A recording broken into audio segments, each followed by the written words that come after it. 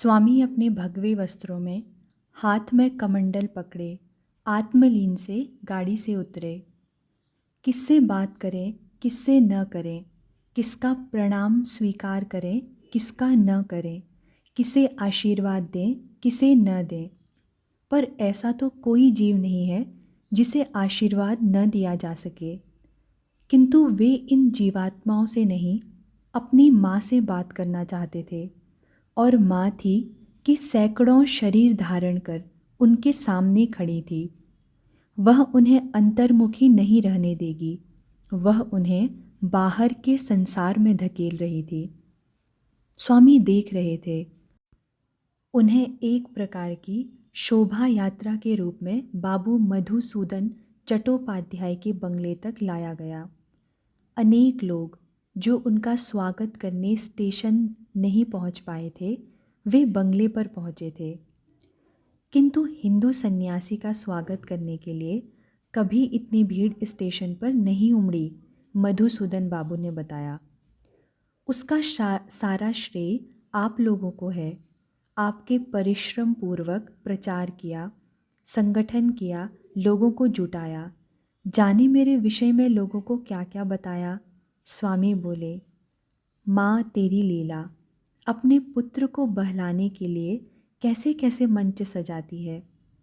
और मन ही मन स्वामी माँ से कह रहे थे, तुम नहीं चाहती कि मैं शिकागो जाऊं, तो स्पष्ट बता देना माँ, इतनी माया रचने की क्या आवश्यकता है।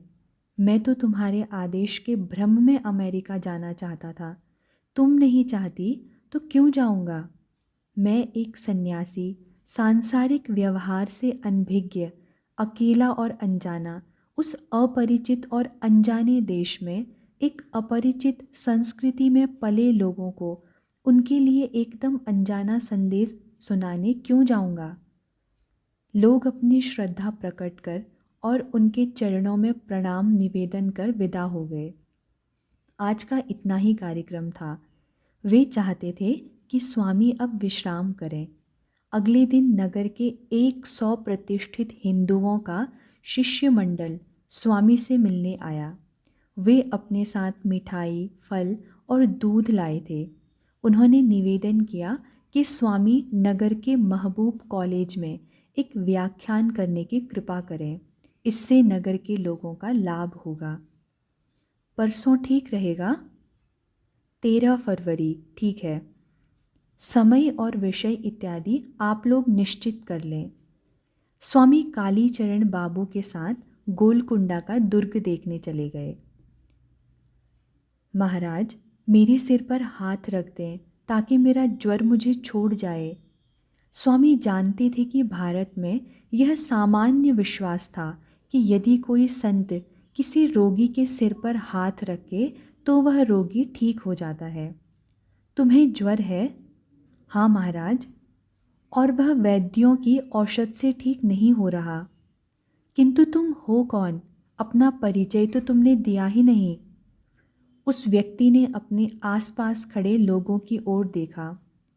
सम्मानित ब्राह्मण है, व्यवसाय से व्यापारी है, समाज में अच्छी साख है, कालीचरण बाबू ने बताया।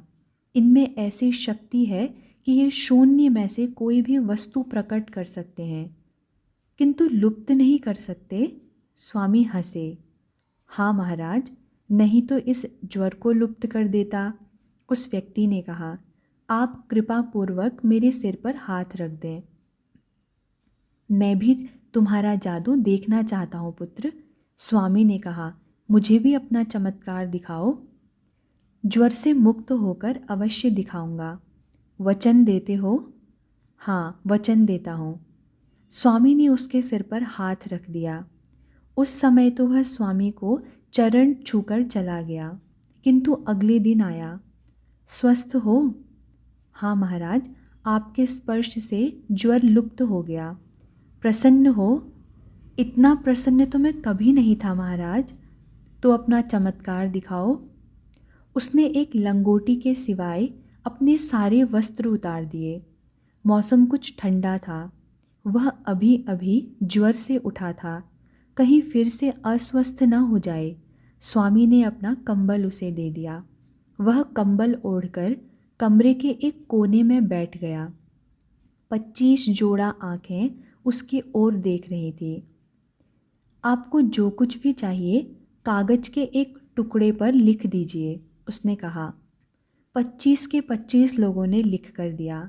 अधिकांश लोगों ने उन फलों के नाम लिखे थे जो वहाँ फलते ही नहीं थे। अंगूरों के गुच्छे, संतरे, सेब तथा ऐसे ही अन्य फल जो केवल पर्वतों पर फलते थे। किसी एक ने अंजीर भी लिख दिया था।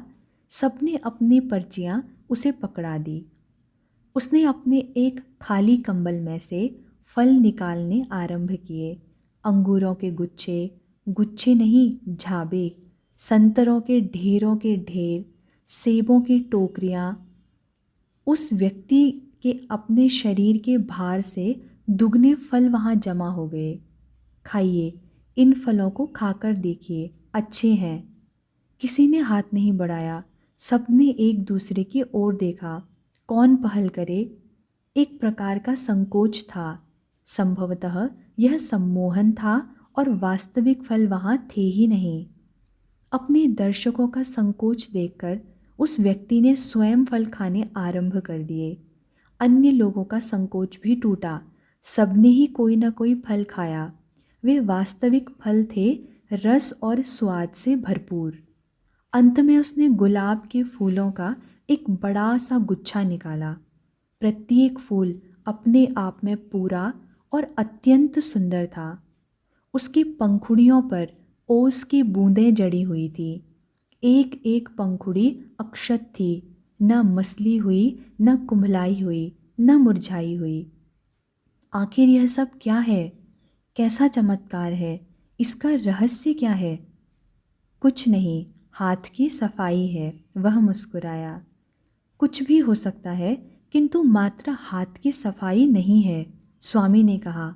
हाथ की सफाई होती तो तुम इतनी चीज़ें, इतनी बड़ी मात्रा और इतनी अधिक संख्या में कहाँ छिपा कर रखते? वह मुस्कुराकर मौन रह गया। स्वामी ने बहुत सोचा और उसके चमत्कार का विश्लेषण किया। वे इस निष्कर्ष पर पहुँचे कि व्यक्ति मन, विश्व मन के संपर्क में है। प्रत्येक मन का संसार के प्रत्येक दूसरे मन से संपर्क है।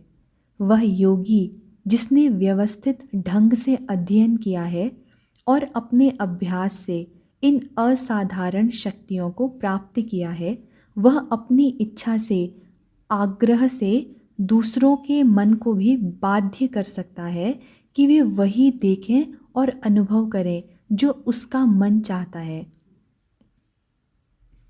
मद्रास स्टेशन पर उनकी अगवानी के लिए उनके शिष्य आए हुए थे। स्वामी आत्मविश्वास से भरे हुए थे।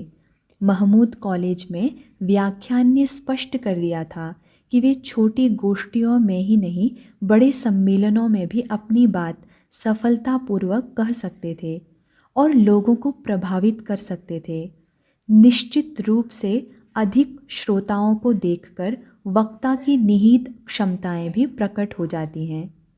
मद्रास में प्रतिदिन एक नए शिष्य और नए श्रोता आ रहे थे, किंतु स्वामी के मन में अमेरिका जाने का विचार और भी सघन और दृढ़ होता जा रहा था। किसी किसी क्षण उन्हें पूर्वाभास होने लगता था कि अमेरिका में कैसी घटनाएं उनकी प्रतीक्षा कर रही हैं। मार्च और अप्रैल में स्वामी के शिष्यों ने पुनः उनकी यात्रा के लिए धन एकत्रित करना आरंभ किया। उनमें से कुछ मैसूर, रामनाड और हैदराबाद भी गए। उन्होंने स्वयं को एक चंदा समिति के रूप में संगठित कर लिया था। अलासिंघा पेरूमल उनके नेता थे। उन्हें घर घर जाकर पैसे मांगने में भी कोई संकोच नहीं था। अधिकांशतः वे मध्य वर्ग के लोगों के पास ही जाते थे। स्वामी ने कहा था, यदि माँ की इच्छा है मैं अमेरिका जाऊं, तो उसके लिए धन साधारण जन से आना चाहिए। मैं भारत के असहाय और निर्धन लोगों के लिए ही अमेरिका जा रहा हूँ। अप्रैल के मध्य तक चंदा समिति ने 4 सहस्र रुपये एकत्रित कर लिए थे। इसमें मैसूर और रामनाड के राजाओं का भी योगदान था। मनमथ बाबू के आग्रह पर इस बार रामनाट के राजा ने अपना विरोध छोड़कर 500 रुपये भेज दिए थे। सुब्रमण्य और मनमथ बाबू ने भी 500 रुपये दिए। स्वामी ने पुनः माँ और अपने गुरु से प्रार्थना की। उन्हें आभास हो रहा था कि उन्हें जाना है, किंतु वे उसका दिव्य दर्शन चाहते थे, स्पष्ट आदेश चाहते थे। स्वामी अर्ध सुप्तावस्था में थे। वे समझ नहीं पा रहे थे कि वे कहाँ हैं। सहसा जैसे धुंध हटी और उन्हें लगा कि वे स्वयं तो सागर से दूर हैं, किंतु उनके सामने सागर तट था। वे सागर तट तक जा नहीं सकते थे, किंतु उसे अत्यंत स्पष्ट रूप से देख सकते थे और उस सागर तट पर ठाकुर खड़े थे। स्वामी को रोमांच हो आया। उनकी आत्मा जैसे ठाकुर के निकट जाने को तड़प उठी, किंतु वे अपने स्थान से हिल भी नहीं पा रहे थे। ठाकुर ने मुस्कुराकर उनकी ओर देखा, जैसे यशोदा ने कृष्ण को ऊखल से के साथ बांधकर देखा था। एक ललित हठीली मुस्कान। ठाकुर अपने स्थान पर खड़े नहीं रहे। वे स्वामी की ओर देखते रहे और सागर की ओर बढ़ते रहे। तट छोड़कर वे सागर के जल में आ गए थे। सागर की लहरें उनके चरणों पर लौट रही थी। ठाकुर तब भी नहीं रुके, वे आगे बढ़े। अब लहरें उनके घुटनों तक थी। स्वामी कहना चाहते थे, ठाकुर पानी की ओर ध्यान दें, किंतु ठाकुर उन्हें लुभा रहे थे। वे आगे आगे और आगे बढ़ते जा रहे थे। ठाकुर, स्वामी ने पुकारना चाहा, किंतु उनके कंठ में स्वर नहीं निकला। ठाकुर ने अपने हाथ से उन्हें अपने पास आने का संकेत किया, किंतु आप तो स्वयं पानी में डूबते जा रहे हैं। स्वामी ने कहना चाहा, ये लहरें आपको बहा ले जाएंगी। उन्हें ठाकुर का स्वर सुनाई दिया, आजा, मेरे पीछे आजा। और ठाकुर की आकृति विलीन हो गई। स्वामी जाग ही नहीं उठे, सचेत भी हो गए। उनका मन आनंद से परिपूर्ण हो गया था। गुरु का आदेश मन पर अंकित हो गया था, आजा, मेरे पीछे आजा। तो ठाकुर भी उनके साथ होंगे।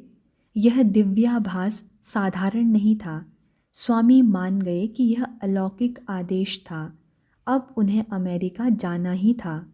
उनके संशय और द्वंद्व समाप्त हो चुके थे। पर दूसरी ही रात उन्होंने स्वप्न देखा कि उनकी माता भुवनेश्वरी देवी का देहांत हो गया है। इसमें दिव्याभास जैसा कुछ नहीं था, यह तो साधारण स्वप्न ही था। किंतु ऐसा स्वप्न भी क्यों? मन व्याकुल हो उठा। अपने परिवार और मठ से इन दिनों उनका कोई संपर्क नहीं था। ऐसी सांसारिक बातों के लिए वे पत्र व्यवहार चाहते भी नहीं थे। एक ओर वे जगदम्बा और अपने गुरु के आदेश पर विदेश जाने की तैयारी में थे, और दूसरी ओर उनके सांसारिक संबंध और मोह उन्हें भ्रमित कर रहे थे। किंतु वे वास्तविकता जाने बिना इतनी लंबी यात्रा पर जा भी कैसे सकते थे? मनमथ बाबू ने वास्तविकता जानने के लिए कलकत्ता एक तार भेजा। मद्रास में उनकी यात्रा के प्रबंधक उन्हें तत्काल अमेरिका भेजने पर तुले हुए थे, और दूसरी ओर स्वामी का मन अपनी माता के जीवन और स्वास्थ्य को लेकर चिंतित था। माता के विषय में पक्का समाचार पाए बिना वे किसी भी प्रकार अमेरिका जाने को प्रस्तुत नहीं थे। कैसे सन्यासी थे वे? मनमथ बाबू स्वामी की मानसिक स्थिति से परिचित थे। स्वामी ऐसे नहीं जाएंगे। न वे अपनी आध्यात्मिक शक्ति का प्रयोग करेंगे, न वे पत्र लिखेंगे। वे जगदम्बा के आदेश की प्रतीक्षा करेंगे। गोविंद चेट्टी नगर से कुछ दूर रहता था।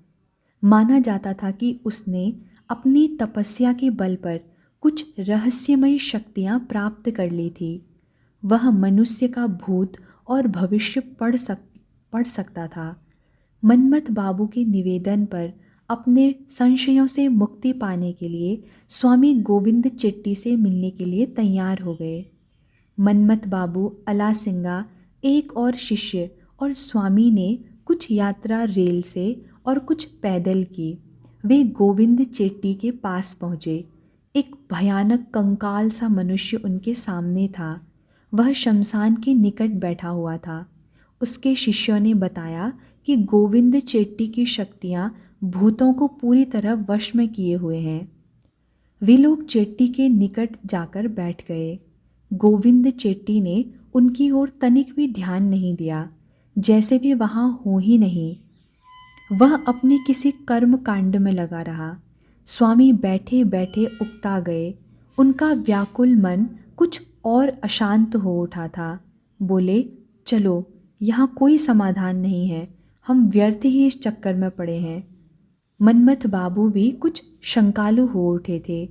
आवश्यक तो नहीं कि जो कुछ चेट्टी के विषय में कहा जाता है वह सत्य ही हो भी तो क्या वह उनकी सहायता करना चाहे तभी तो कुछ होगा। उठो, मनमथ बाबू ने अलासिंगा को संकेत किया। अलासिंगा भी उठकर खड़े हो गए। वे विदा होने लगे तो चेट्टी ने कुछ कहा। स्वामी ने अलासिंगा की ओर देखा। अलासिंगा दो भाषिए का कार्य कर रहे थे। रुकने के लिए कह रहा है, अलासिंगा ने बताया। चेट्टी ने पेंसिल से कुछ आकृतियाँ बनाई और उसके पश्चात उस पर अपना ध्यान केंद्रित करने की प्रक्रिया में सर्वथा स्थिर हो गया। स्तब्ध, स्पंदनहीन, जैसे मनुष्य न हो, प्रस्तर की प्रतिमा हो। उसके पश्चात उसने धीरे धीरे बोलना आरंभ किया। नरेंद्र, नरेंद्रनाथ दत्त है तुम्हारा नाम। विश्वनाथ दत्त के पुत्र हो। माता का नाम भुवनेश्वरी देवी है। और उसके पश्चात जैसे वह उनकी पूरी वंशावली ही बोल गया। अलासिंगा अनुवाद करते जा रहे थे। स्वामी चुपचाप उसकी ओर देखते रहे। स्वामी रामकृष्ण देव तुम्हारी रक्षा कर रहे हैं। तुम्हारे इस सारे परिभ्रमण में वे तुम्हारे साथ रहे हैं। छाया के समान, छाया के समान तुम्हारे साथ लग रहे हैं। मेरी माँ, स्वामी ने कुछ आतुरता से कहा, मेरी माँ का क्या समाचार है? अलासिंगा ने प्रश्न दोहरा दिया और उसका उत्तर सुनकर कहा, स्वामी जी, वे कह रहे हैं आपकी माताजी पूर्णतः स्वस्थ और प्रसन्न हैं। उन्हें किसी प्रकार का कोई मानसिक और शारीरिक कष्ट नहीं है। भरमा रही हैं, प्रेतात्माएं भरमा रही हैं। वे धर्म का प्रसार रोकना चाहती हैं। और सहसा चेट्टी पर जैसे कोई दौरा पड़ गया। उसने अपने उन्माद में कुछ कहा। स्वामी ने अलासिंगा की ओर देखा। वे कह रहे हैं कि बहुत शीघ्र ही आपको बहुत दूर के 7 समुद्र पार के देशों की यात्रा करनी पड़ेगी धर्म के प्रचार के लिए। स्वामी स्तब्ध रह गए। शमशान की सीमा पर बैठे इस चेट्टी के मुख से माँ किस रूप में अपनी इच्छा प्रकट कर रही है? अपना यह आदेश सुनाने के लिए ही क्या माँ ने उन्हें इतनी दूर बुलाया था? स्वामी मद्रास लौट आए। तब तक कलकत्ता से तार भी आ चुका था कि उनकी माता स्वस्थ और सानंद हैं। किंतु अब इस तार का कोई विशेष महत्व नहीं था। वे तो साक्षात जगदम्बा का आदेश सुनकर आए थे। उनका मन पूर्णतः शांत था। फिर भी चेट्टी की सूचना सूक्ष्म मार्ग से आई थी और यह सूचना स्थूल भौतिक माध्यमों से। इससे पहली सूचना के सत्य की पुष्टि हो गई थी। स्वामी कर्नल ऑलकॉट से मिलने थियोसोफिकल सोसाइटी के कार्यालय में गए। कर्नल ने उनका स्वागत किया। मेरा सौभाग्य स्वामी सच्चिदानंद कि आप हमारे कार्यालय में आए। स्वामी ने उनकी ओर देखा। मैं अपने एक स्वार्थ से आया हूँ। आप जैसे सन्यासी का क्या स्वार्थ हो सकता है? वे हंसे। मैं आपसे अमेरिका के कुछ लोगों के नाम, परिचय पत्र चाहता हूँ ताकि यदि आवश्यकता हो तो मुझे अमेरिका में सहायता मिल सके। क्यों नहीं, क्यों नहीं, कर्नल ऑलकॉट ने कहा। उसके लिए आवश्यक है कि आप हमारी संस्था के सदस्य हों। फिर हम संसार में कहीं भी आपकी सहायता के लिए प्रस्तुत हैं। स्वामी कुछ नहीं बोले। आप हमारी सोसाइटी की सदस्यता स्वीकार करेंगे? नहीं, स्वामी ने कहा। मैं आपकी सदस्यता कैसे ग्रहण कर सकता हूँ? मैं आपके अनेक सिद्धांतों पर विश्वास नहीं करता। मुझे खेद है कि ऐसी स्थिति में मैं आपके लिए कुछ नहीं कर सकता। हमारी सहायता अपने सदस्यों के लिए है, अपने विरोधियों के लिए नहीं। एक निर्धन अज्ञात सन्यासी अमेरिका जा रहा है, 7 समुद्र पार, बिना किसी परिचय और बिना किसी मित्र और सहायक के। और मानवता का यह पुजारी धर्मांतरण का खेल खेल रहा है। यह भी किसी चर्च के पादरी से कम तो नहीं, स्वामी सोच रहे थे। स्वामी को विदा कर कर्नल ऑलकॉट तत्काल अमेरिका में अपने मित्रों को पत्र लिखने बैठ गया। वह उनको चेतावनी दे रहा था कि वे लोग भारत से आने वाले एक सन्यासी स्वामी सच्चिदानंद से सावधान रहें। उसे किसी प्रकार की कोई सहायता न दें। वह उनका विरोधी ही नहीं, भयंकर शत्रु प्रमाणित हो सकता है। यात्रा के लिए स्वामी की सारी मानसिक तैयारी हो चुकी थी। कर्नल ऑलकॉट का तिरस्कार उनका उत्साह मंद नहीं कर सका था। वे श्री माँ का आशीर्वाद लेकर कलकत्ता से निकले थे। अब देश छोड़ने से पहले उनको श्री माँ का आशीर्वाद लेना ही था। कलकत्ता जाना संभव नहीं था, वह श्रेयस्कर भी नहीं था। उन्होंने श्री माँ को पत्र लिखकर आशीर्वाद मांगा, किंतु यह भी लिख दिया कि वे उनकी योजना अभी किसी पर प्रकट न करें।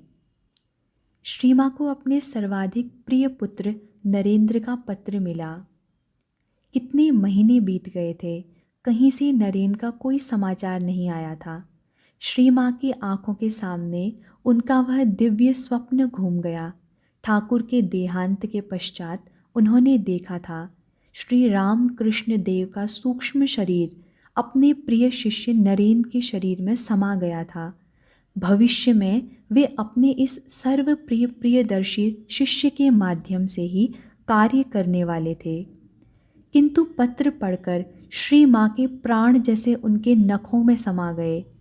वे अपने इस प्रिय पुत्र को 7 समुद्र पार कैसे भेज दें? वे अपने पुत्र को दंडक वन जाने से भी कठोर आज्ञा कैसे दे सकती हैं? किंतु वे यह भी जानती थी कि ठाकुर की यही इच्छा थी। नरेंद्र के शरीर में जैसे ठाकुर ही विदेश जा रहे थे। वे कहा करते थे कि दूर देश में भी उनके कुछ शिष्य हैं जिनकी भाषा वे नहीं समझते। वे अपने मातृत्व को नरेंद्र के लिए बंधन नहीं बनने देंगी। माँ का दुर्बल हृदय तो पुत्र को कभी अपने से दूर होने ही नहीं देगा, किंतु वे ठाकुर की इच्छा के मार्ग का अवरोधक नहीं बनेंगी। श्री माँ ने स्वामी को आशीर्वाद भेजा, अपना ध्यान रखने को भी कहा, अपना समाचार भेजते रहने का निर्देश दिया और लिखा, मैंने अपनी आँखों से देखा है कि ठाकुर का सूक्ष्म शरीर तुम में समा गया है। ठाकुर ने यह इसलिए दिखाया होगा कि मैं तुम्हारे विषय में अधिक चिंता न करूं, किंतु चिंता तो मुझे करनी ही होगी। माँ अपने पुत्र के विषय में चिंता किए बिना कैसे रह सकती है? स्वामी ने पत्र पढ़ा। वे आनंद से नाच उठे और खूब खूब रोए। अपने आवेग को संभालने के लिए वे पहले तो अपने कमरे में जाकर बंद हो गए, और वह भी पर्याप्त नहीं लगा तो निकलकर सागर तट पर चले गए। समय आ गया है, उन्होंने अपने आप से कहा, माँ की यही इच्छा है। सागर तट से लौटे तो जैसे कोई ज्योति उनके चेहरे पर आलोकित किए हुए थी। उनके शिष्य उनका प्रवचन सुनने के लिए एकत्रित हो चुके थे। हाँ, अब मुझे पश्चिम के लिए प्रस्थान करना होगा। पश्चिम की ओर मैं प्रस्तुत हूँ, तत्पर हूँ। जगदम्बा ने अपनी इच्छा का संकेत कर दिया है। उसे प्रकट कर दिया है, लिखकर आज्ञा भेज दी है। किसी को कोई संशय नहीं रहना चाहिए।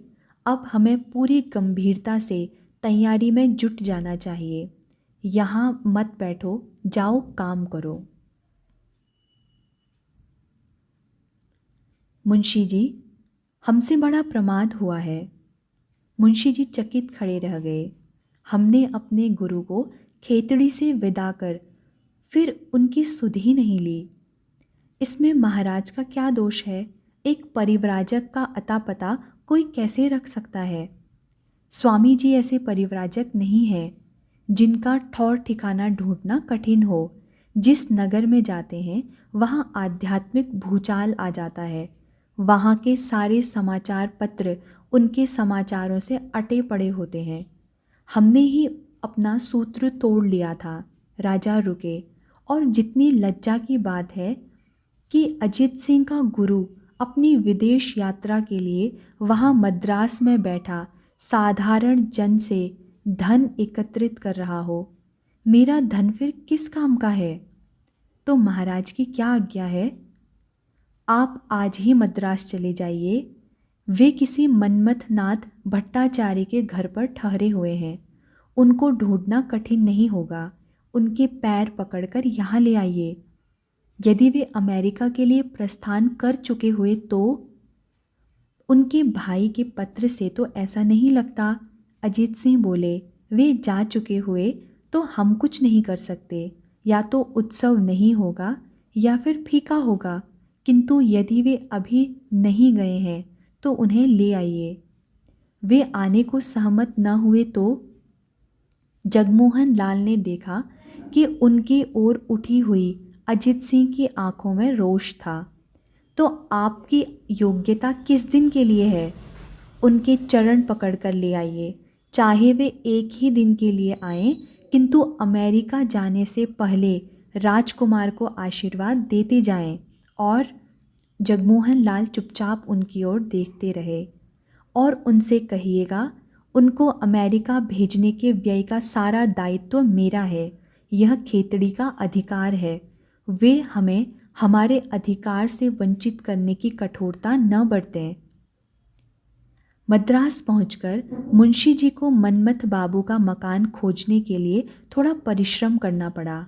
किंतु इतना तो वे समझ ही गए कि किसी भी पढ़े लिखे व्यक्ति से अंग्रेजी बोलने वाले विद्वान बंगाली सन्यासी के विषय में पूछा जाए तो वह कुछ न कुछ बता ही देता है।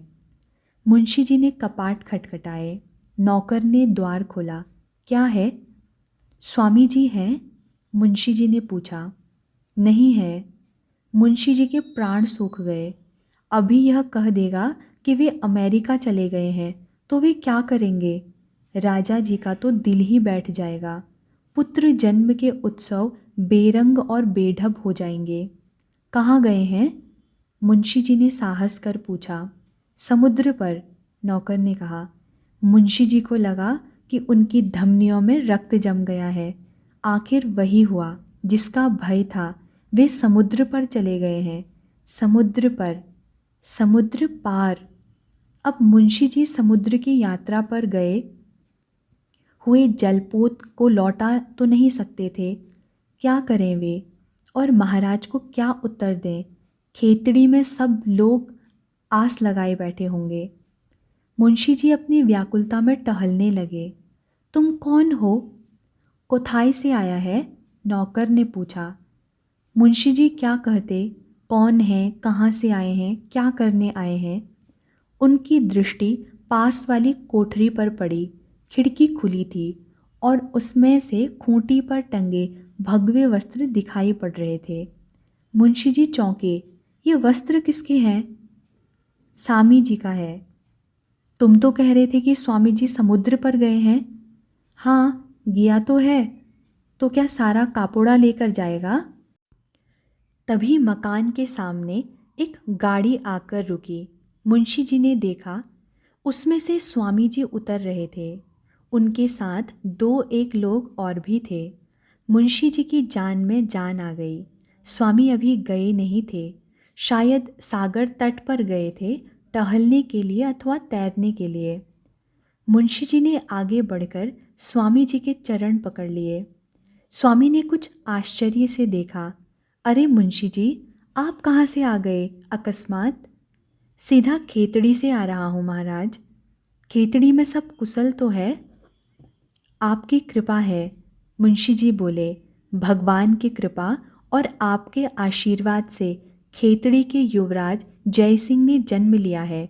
महाराज अजीत सिंह तब से आपके दर्शनों के लिए व्याकुल हैं।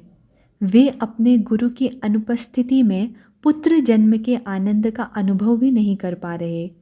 मैं आपको राजकुमार के जन्मोत्सव के लिए खेतड़ी ले चलने के लिए आया हूँ महाराज।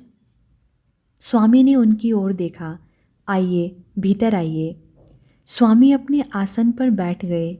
मुंशी जी को भी बैठने का संकेत किया। राजा अजीत सिंह मेरे अभिन्न मित्र हैं। उनके इस सुख में मैं अप्रभावित कैसे रह सकता हूँ? स्वामी बोले। किंतु 31 मई को मैंने अमेरिका जाने का निश्चय किया है। उसी के लिए प्रबंध में लगा हूँ। मुंशी जी स्वामी की ओर देखते रहे। ऐसी दशा में खेतड़ी कैसे जा सकता हूँ?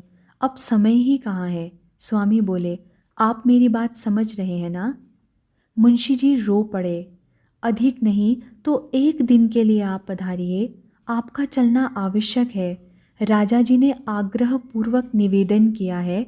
इस अवसर पर आपके न जाने से राजा जी के मन को बहुत कष्ट होगा।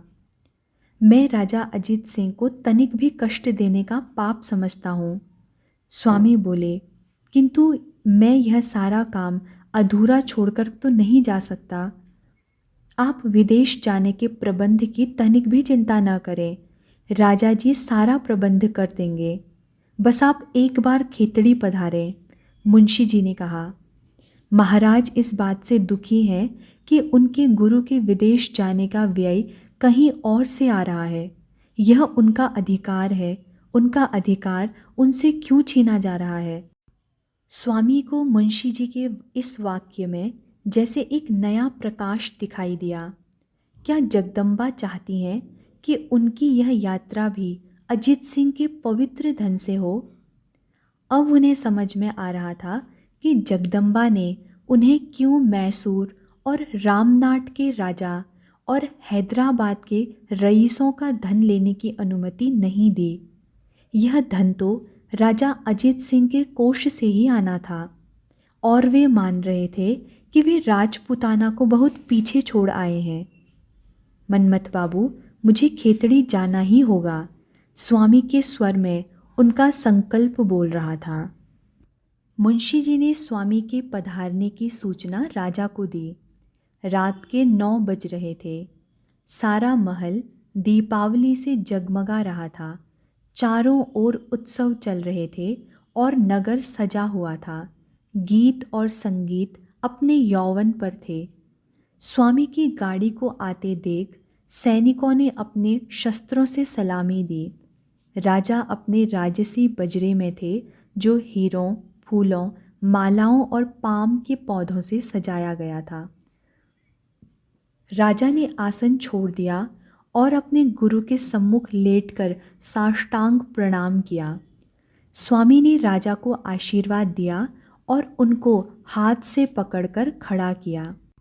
सारे उपस्थित मुसाहिब और अतिथि खड़े हो गए और उन्होंने स्वामी को प्रणाम किया।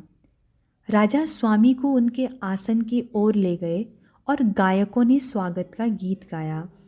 मुंशी जगमोहन लाल ने 2 रुपये स्वामी की नज़र किए और राजा ने चांदी के 25 रुपये भेंट किए।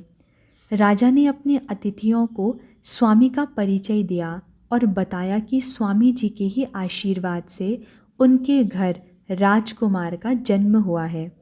नवजात शिशु को बड़े समारोह से स्वामी के सम्मुख लाया गया ताकि स्वामी उसे आशीर्वाद दे सकें।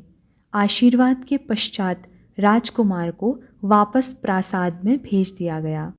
स्वामी ने दृष्टा भाव अपना लिया था। राजा के मुसाहिब अपने आनंद के लिए बैठे थे और स्वामी राजा के सुख के लिए। रात को 10 बजे नावें रोक दी गई। वे लोग उतरकर तालाब से बाहर आए। राजा ने अब स्वामी जी से गणमान्य अतिथियों, राजाओं और सरदारों का परिचय करवाया। स्वामी जी द्वारा सनातन धर्म के सिद्धांतों को प्रतिपादित करने के लिए पश्चिम की यात्रा की योजना की सूचना दी। वे सब स्वामी के चारों ओर घिर आए। एक प्रकार से पंक्तिबद्ध होकर उन्होंने स्वामी को प्रणाम किया और उनका आशीर्वाद लिया।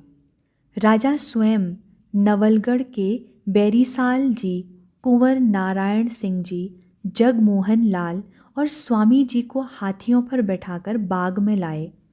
उद्यान में अन्य लोगों को विदा कर स्वामी के साथ स्वयं छवि निवास में आ विराजे।